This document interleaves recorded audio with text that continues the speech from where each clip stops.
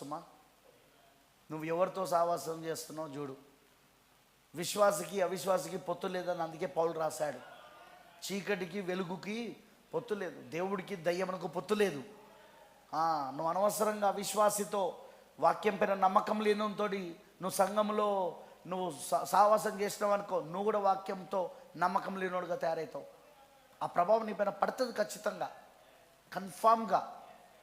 Brother, సంఘములో అవిశ్వాసులు ఉంటారా? 3 రకాల విశ్వాసులు వినలేదా నువ్వు? 3 రకాల విశ్వాసులు ఏమన్నాడు ప్రవక్త? ప్రతి గుంపులో 3 రకాల వాళ్ళు ఉంటారు. విశ్వాసులు ఉంటారు, అవిశ్వాసులు ఉంటారు, వేషధారులు ఉంటారు. కానీ నువ్వు మాటలను బట్టి చెప్పచ్చు. Words are the spirits. బ్రద్వేనం అంటాడు, మాటలే ఆత్మ, మాటయే ఆత్మ. అది నీ పైన ప్రభావం చూపిస్తూ ఉంటుంది. ఇంకో మాట అంటాడు ప్రాఫెట్, ఆ మాటయే విత్తనం.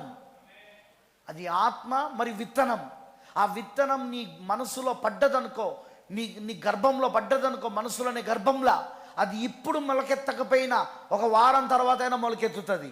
1 వారం తర్వాత మొలకెత్తకపోయినా 1 నెల తర్వాత అయినా మొలకెత్తుతుంది.